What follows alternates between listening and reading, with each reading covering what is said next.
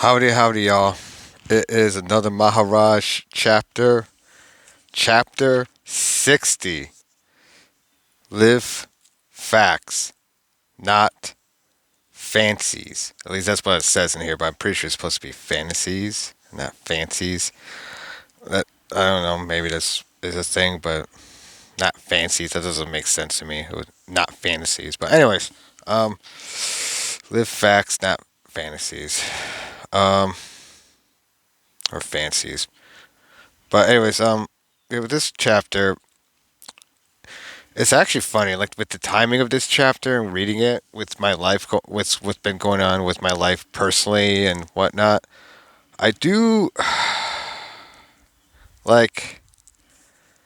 I relate. I relate to this chapter a lot because I've found myself on both sides of it. Really, the best way to summarize this chapter and this conversation is that it's really more like a it's a conversation between like someone who's like, what about the problems of the world, versus the person who's like, yeah, but you gotta solve your problems first.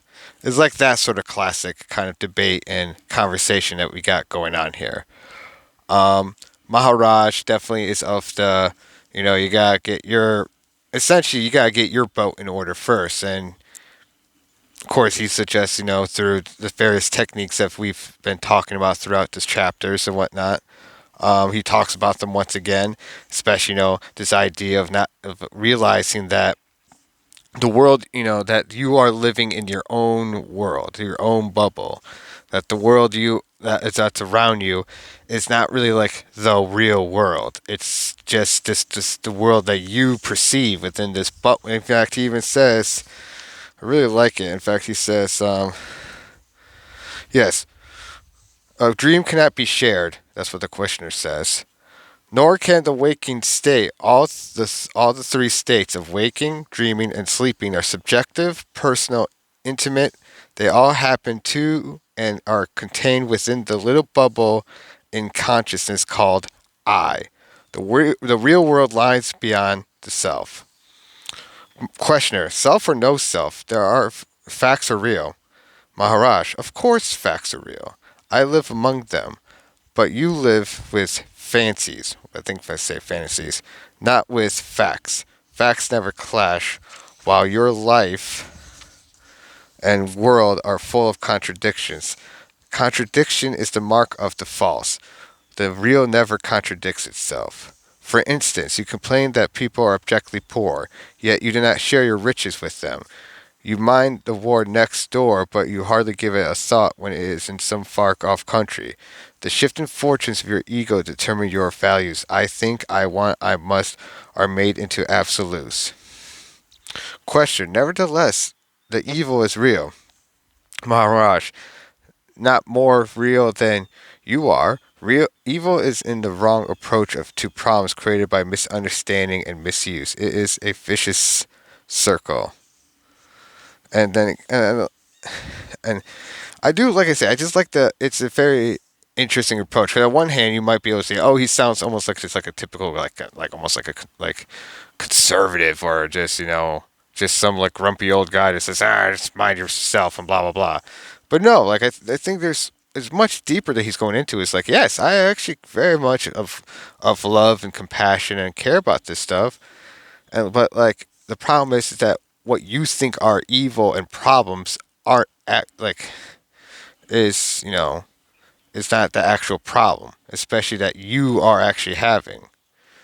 You want to blame all this outside stuff. You want to blame, the world for your problems, but ultimately, it is your problem. At least, I think that's the sort of thing that he would essentially be kind of arguing. And to an extent, I mean, that is really much how it kind of is, right? Like, especially when we're talking about our spiritual lives. I mean, not obviously we're talking about like the secular life, your work life and family life and all that stuff. That's all in the secular world, and especially when you're applying. I think when you apply to what he is talking about, especially to yourself in the spiritual sense, your spiritual self, I think you start really seeing that, like, yeah, this is definitely very true. Um, in fact, Maharaj, there is no wall because there is no good and no evil. In every concrete situation, there is only the necessary and the unnecessary. The needful is right, the needless is wrong. Questioner, who decides? The situation decides. Every situation is a challenge which demands the right response. When the response is right, the challenge is met and the problem ceases. If the response is wrong, the challenge is not met and the problem remains unsolved. Your unsolved problems, that is what constitutes your karma, solves them rightly and be free. That is what constitutes your karma. Solve them rightly and be free. So that's another straightforward understanding of how you can way of understanding what your karma is. That is ultimately is all of your dharmas, your karma. All these things are are the result of your actions and you moving about in the world and doing things and impacting things around you. And as you do that, that's building up all these sorts of energies and like it's in that can impact not only this life but the next life, and that's why people are born. That would be the excuse for or the understanding of why people are born into certain situations and blah blah blah. It's because of their past karma, for better or worse. Um. So, oh, here's another one too. So Maharaj, what kind of impact do you expect? Questioner: Man is stupid, selfish, and cruel. Maharaj: Man is also wise, affectionate, and kind. Questioner: Why does not goodness prevail? Maharaj: It does. In my world, even what you call evil is subservient of the good and therefore necessary. It is like boils and fevers that clear the body of impurities. Disease is painful, even dangerous, but if dealt with rightly, it heals. Questioner: Or kills. Maharaj: In some cases, death is the best cure. A life may be worse than death, which is but rarely an unpleasant experience, whatever their appearances. Therefore, pity the living, never the dead. This problem of things, good and evil, in themselves does not exist in my world. The needful is good, and the needless is evil. In your world, the pleasant is good, and the painful is evil. What is necessary? Question. That's what the questioner asked. What is necessary? Maharaj: To grow is necessary.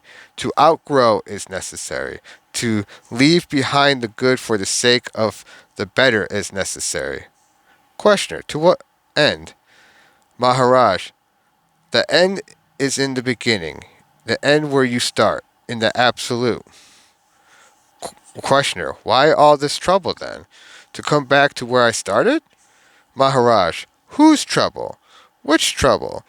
Do you pity the seed that is to grow and multiply till it becomes a mighty forest? Do you kill an infant to save him from the bother of living? What is wrong with life, evermore life? Remove the obstacles to growing, and all your personal, social, and economic and political problems will just dissolve. The universe is perfect as a whole, and the parts striving for protection is a way of joy. Willing sacrifice Willingly sacrifice the imperfect to the perfect, and there will be no more talk about good and evil. Maharaj: Yet we are afraid of the better and cling to the worse. Yeah, that's the question. Questioner: We are afraid of the evil. Maharaj: This is our stupidity, verging on insanity. So that was the last part of the page of this chapter. And once again, he's showing that this problem, that this dualism of good and evil and blah blah blah. That is part of the whole problem that we're having. It's the problem is that we are seeing this as through this very simplistic, dualistic, good and evil mentality. When there's a lot of more nuanced gray going on, and really, what's the problem ultimately? Like I said, it's within here. It's in here. It's in your mind and in your heart. It's you're traveling, and you really that is what life is you're trying to make that journey from mind to heart and heart to mind, and Yet we let the outside world, let the outside, just ridiculous stuff just get in the way, of that inner peace. And I think that's what really Maharaj is trying to say here. And it's ultimately striving for that inner peace. And if everyone is that was more spiritual and approached it from that way and tried to approach actually obtaining that inner peace within themselves, then yes, that is the way you solve all of these issues. Because if the entire human race is, self aware and enlightened, of course all these problems are going to go away. You're not going to have war in a world where everyone is everyone is enlightened and self-aware, and etc., etc. And all this what we call evil is, like he said, like often is a misunderstanding, and it's a vicious circle. So, like I said, this one's a bit, a shorter chapter, but I think a lot of it's. I think for certain folks will be a lot harder to accept. For other folks, this will be very common sense, very almost sounding just like common sense. Like, yeah, of course, work on yourself before you try to save the world.